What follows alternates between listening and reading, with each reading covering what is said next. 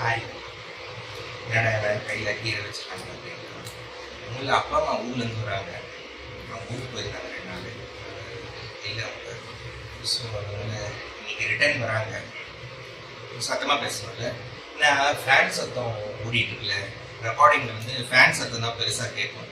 நான் பேசுறது உங்களுக்கு வந்து கேட்காது. So I have to put the voice louder. சரியா?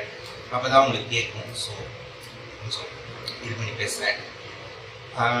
அப்பா அம்மா வந்து ஊருக்கு போயிருக்காங்க. ஸோ திரும்பி ரிட்டர்ன் இன்னைக்கு வந்துட்டுருக்காங்க. ஸோ அவங்களுக்கு வரும்போது வாய்ப்பு ருசியாக செஞ்சு போடலாம். அவங்க வந்து அங்கே வந்து என்னென்னமோ சாப்பிட்டுருப்பாங்க. ஸோ அதனால் சரியாக செட் ஆகியிருக்காது, வயசானவங்க இல்லையா. ஸோ அதனால் செய்யலாம். ஸோ இது வந்து அரைக்கீரை, புளி போட்டு கிடையாது. ஸோ பாருங்கள், ஒரு கீரை வச்சுக்கோங்க. ஈஸி. என்னோட டார்கெட் வந்து 1/2 hour தான், அதுக்குள்ளே முடிக்கணும். இந்த பாருங்கள், கீரை வந்து எவ்வளோ ஃப்ரெஷ்ஷாக இருக்குது பாருங்கள். இந்த மாதிரி ஃப்ரெஷ்ஷாக வாங்கிட்டிங்கன்னா உங்களுக்கு வந்து கிள்றது ரொம்ப ஈஸி. ஆக்சுவலாக கீரை கிள்றது ரொம்ப ரொம்ப ஈஸி. நிறைய பேர் சொல்லுவாங்க கீரை கிள்றது ரொம்ப பெரிய டாஸ்க்கு, அது வந்து கஷ்டம் அப்படின்னு சொல்லுவாங்க. பட் என்னை பொறுத்தவரைக்கும் ரொம்ப ஈஸி. கீரை செய்கிறதும் ரொம்ப ஈஸி.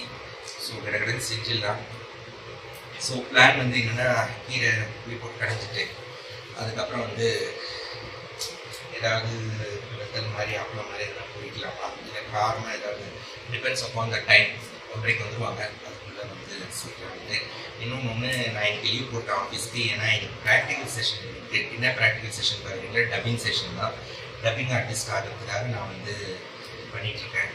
அது ப்ராக்டிக்கல் செஷன் 3rd செஷன் இருக்குது. அது நல்லா முடிக்கணும். ஸோ நீங்கள் எல்லோரும், நீங்கள் என்ன ரிலிஜனாக இருந்தாலும் எனக்காக ப்ரே பண்ணிக்கங்க. கடவுள் உங்களோட துணையாக இருப்பார். ஸோ எனக்கு வந்து ஆண்டவர் தான், கருத்து தான் எனக்கு எல்லாமே துணை. இன்னைக்கு வரைக்கும் நான் நல்லா இருக்கேன்னா அது காரணம் ஒரு ஆண்டவர் தான். இந்த ஆவி ஆண்டவர் துணியவரோட பிளெஸிங்ஸ் தான். இது காஸ்பல் இல்லை, என்னோட பர்சனல் இதை வந்து நான் சொல்கிறேன். ஸோ யாரும் தப்பாக எடுத்துக்க வேண்டாம்.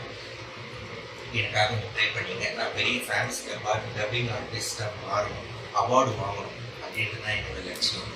So please pray for me. நீங்கள் உங்களோட ப்ரேயர்ஸ், உங்களோட அன்பெல்லாம் கண்டிப்பாக எனக்கு வந்து பிளெஸிங்ஸாக மாறும்.